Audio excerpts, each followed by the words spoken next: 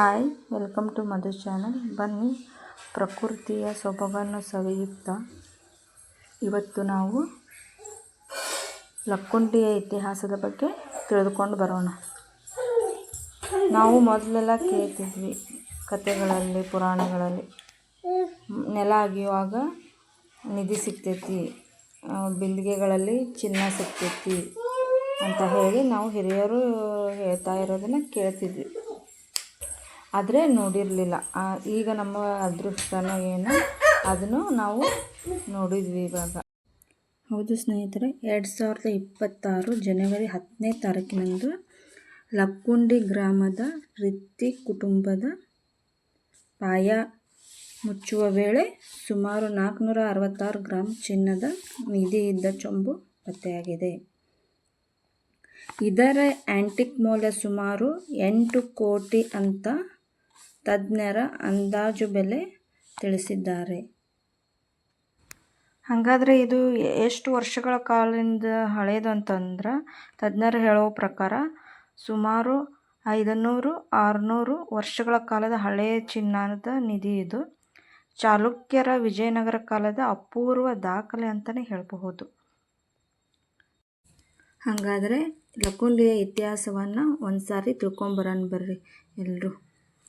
ಲಕ್ಕುಂಡಿ ಕರ್ನಾಟಕದ ಗದಗ ಜಿಲ್ಲೆಯಲ್ಲಿರುವ ಒಂದು ಪ್ರಮುಖವಾದ ಐತಿಹಾಸಿಕ ಸ್ಥಳ. ಇದು ಕಲ್ಯಾಣಿ ಚಾಲುಕ್ಯರ ಕಾಲದಲ್ಲಿ ಅಂದರೆ 10-12ನೇ ಶತಮಾನದಲ್ಲಿ ಪ್ರಮುಖ ರಾಜಧಾನಿಯಾಗಿತ್ತು. ಸಾಂಸ್ಕೃತಿಕ ಮತ್ತು ಶಿಕ್ಷಣ ಕೇಂದ್ರನೂ ಕೂಡ ಆಗಿತ್ತು. ಇದೊಂದು ನಮಗೆ ಎಷ್ಟೆಲ್ಲ ಖುಷಿ ಆಗ್ತಿತ್ತಲ್ಲ ಇದನ್ನೆಲ್ಲ ಕೇಳಿದರೆ. ನಾವು ಉತ್ತರ ಕರ್ನಾಟಕದವರು, ಅಲ್ಲಿರುವಂತಹ ಸ್ಥಳ ಇದು ನಮ್ಗೆ ಹೆಮ್ಮೆ ಪಡುವಂತಹದ್ದು ಇಂಥವೆಲ್ಲ ವಿಷಯಗಳು. ಇದು ಗದಗ ಜಿಲ್ಲೆಯಿಂದ 11 ಕಿಲೋಮೀಟ್ರ್ ದೂರದಲ್ಲಿದೆ ಯಾವುದು ಲಕ್ಕುಂಡಿ ಊರು. ಇದನ್ನು ದೇವಾಲಯಗಳ ಸ್ವರ್ಗ ಅಂತಲೂ ಕರೀತಾರೆ. ಯಾವುದನ್ನು? ಲಕ್ಕುಂಡಿಯನ್ನು ದೇವಾಲಯಗಳ ಸ್ವರ್ಗ ಅಂತಲೂ ಕರೀತಾರೆ. ಹಾಗೆಯೇ ಲೋಹಖಂಡಪುರ ಅಂತಲೂ ಕರೀತಾರೆ.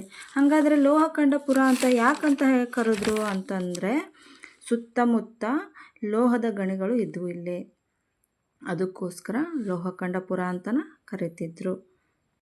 ಇನ್ನೊಂದು ಹೆಸರಿದೆ ಇದಕ್ಕೆ, ಕಲ್ಯಾಣಿ ಅಂತಲೂ ಕರೀತಾರೆ. ಯಾಕಂತಂದ್ರೆ 101 ಮೆಟ್ಟಿಲುಗಳ ಬಾವಿ ಇದೆ ಇಲ್ಲಿ, ಹಾಗಾಗಿ ಕಲ್ಯಾಣಿ ಅಂತಲೂ ಕರೀತಾರೆ. ಚಾಲುಕ್ಯರ, ಕಲಚೂರಿಗಳ, ಹೊಯ್ಸಳರ ಆಳ್ವಿಕೆಯೊಳಗೆ ನಿರ್ಮಿಸಲಾಗಿರುವ ಅನೇಕ ಶಾಸನಗಳು ಇಲ್ಲಿ ದೊರಕಿವೆ. ಇಲ್ಲೊಂದು ಟಂಕಶಾಲೆ ಕೂಡ ಇತ್ತು. ಹಾಗಾದರೆ ಈ ಟಂಕಶಾಲೆ ಅಂತಂದ್ರೆ ಏನು ಅಂದರೆ, ಸರ್ಕಾರಿ ಅಧಿಕಾರದ ಅಡಿಯಲ್ಲಿ ನಾಣ್ಯಗಳು, ಪದಕಗಳು ಅಥವಾ ಕರೆನ್ಸಿಯನ್ನು ತಯಾರಿಸುವ ಅಥವಾ ಅಚ್ಚು ಮಾಡುವ ಸ್ಥಳಕ್ಕೆ ಟಂಕಶಾಲೆ ಅಂತ ಕರೀತಾರೆ. ಉದಾಹರಣೆಗೆ, ಭಾರತ ಸರ್ಕಾರವು ಮುಂಬೈ, ಹೈದರಾಬಾದ್, ಕೋಲ್ಕತ್ತಾ ಮತ್ತು ನೋಯ್ಡಾಗಳಲ್ಲಿ ಟಂಕಶಾಲೆಯನ್ನು ಹೊಂದಿದೆ. ಇದರ ಪ್ರಮುಖ ಕಾರ್ಯ ಅಂದರೆ ಲೋಹದ ತುಂಡುಗಳ ಮೇಲೆ ಮುದ್ರೆ ಹಾಕಿ ನಾಣ್ಯಗಳನ್ನು ರೂಪಿಸುವುದು ಇದರ ಮುಖ್ಯ ಕಾರ್ಯವಾಗಿದೆ. ದಿನನಿತ್ಯದ ಕೆಲಸಗಳಿಗೆ ಮುಖ್ಯವಾಗಿ ನೀರು ಬೇಕು. ಹಾಗಾಗಿ ನೀರಿನ ಜಲಾಶಯಗಳನ್ನು ಇಲ್ಲೇ ನಿರ್ಮಿಸಿದರು. ಕೆಲವೊಂದು ಮೂಲ ಸೌಕರ್ಯಗಳೊಂದಿಗೆ ಅನೇಕ ಹಿಂದೂ ಮತ್ತು ಜೈನ ದೇವಾಲಯಗಳನ್ನು ಇಲ್ಲಿ ನಿರ್ಮಿಸಲಾಗಿದೆ. ಹಾಗಾದರೆ ಇಲ್ಲಿ ಕಂಡುಬರುವಂಥ ಪ್ರಮುಖ ದೇವಾಲಯಗಳು ಯಾವ್ಯಾವಂದರೆ, ಬ್ರಹ್ಮಜೀನ ದೇವಾಲಯ, ಇದೊಂದು ಅತ್ಯಂತ ಹಳೆಯದಾದಂತಹ ದೇವಾಲಯ ಆಗಿದೆ. ಜ್ಞಾನೇಶ್ವರ ದೇವಾಲಯ, ಕಾಶಿ ವಿಶ್ವೇಶ್ವರ, ವೀರಭದ್ರ, ಇನ್ನೂ ಹಲವಾರು ಸುಮಾರು ದೇವಾಲಯಗಳನ್ನು ನಾವು ಇಲ್ಲಿ ನೋಡಬಹುದು. ಹಾಗಾದರೆ ಇಲ್ಲಿ ಚಾಲುಕ್ಯರ ವಾಸ್ತುಶಿಲ್ಪದ ಬಗ್ಗೆ ಇನ್ನು ಹೇಳೋದಾದ್ರೆ, ದೇವಾಲಯಗಳ ಗೋಡೆಗಳ ಮೇಲಿನ ಸೂಕ್ಷ್ಮವಾದ ಕೆತ್ತನೆಗಳು, ದೇವತೆಗಳ ಮೂರ್ತಿಗಳು ಮತ್ತು ಸುಂದರವಾದ ಸ್ತಂಭಗಳು ಚಾಲುಕ್ಯರ ಶಿಲ್ಪಕಲೆಗೆ ಸಾಕ್ಷಿಯಾಗಿದೆ. ಇದರ ಪ್ರಾಮುಖ್ಯತೆ ಮತ್ತು ಸಂಪತ್ತು ಬೆಳೆದಂತೆ ಲಕ್ಕುಂಡಿ ಹೊಯ್ಸಳ ಸಾಮ್ರಾಜ್ಯದ ರಾಜಧಾನಿಗಳಲ್ಲಿ ಒಂದಾಗಿತ್ತು.